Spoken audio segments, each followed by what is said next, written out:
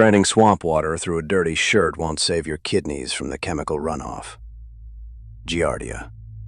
You probably think boiling this toxic brown sludge makes it completely safe to drink. Boiling kills biology.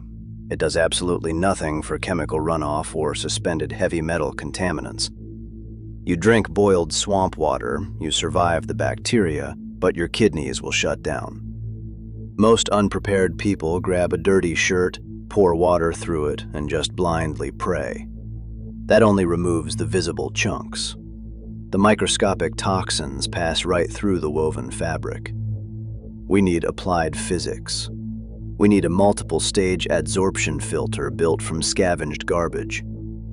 Start with carbon. Hard black charcoal salvaged from the remains of last night's dead campfire. Not white ash, solid charcoal. This is the primary engine of our entire purification system. Crush it down thoroughly.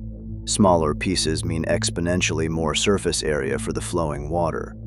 More surface area means more adsorption. Toxic chemicals physically bond to the porous carbon structure.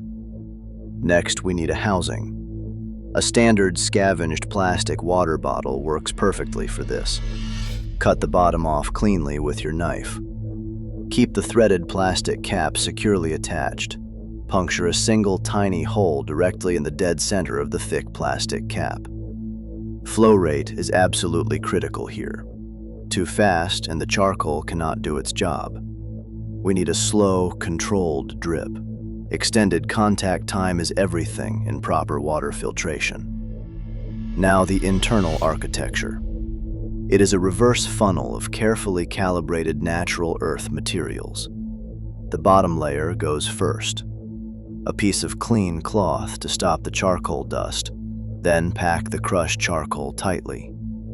You need at least 2 solid inches of depth. The next barrier is fine sand. This catches the microscopic physical debris and suspended silt. You must wash the sand beforehand, or you are literally just adding more wet mud. Directly on top of the fine sand, add a thicker layer of rough, coarse sand. This creates a density gradient. Larger particles get trapped early in their downward gravitational descent. The top layer is small gravel. This diffuses the kinetic impact of the poured water. If you pour directly on sand, it creates deep channels and completely ruins the filter. Pour the contaminated water in. Let gravity and basic physics do all the heavy lifting. The first run will come out pitch black. Do not panic when you see this. That is simply loose carbon dust flushing out of the newly built internal filter system. Pour it back through 3 times. Let the internal filter bed fully stabilize and settle. Notice the clarity now. The heavy metals and industrial chemicals are permanently trapped up there. The charcoal is currently holding the poison, so your vulnerable liver does not have to. But here is the stark reality check.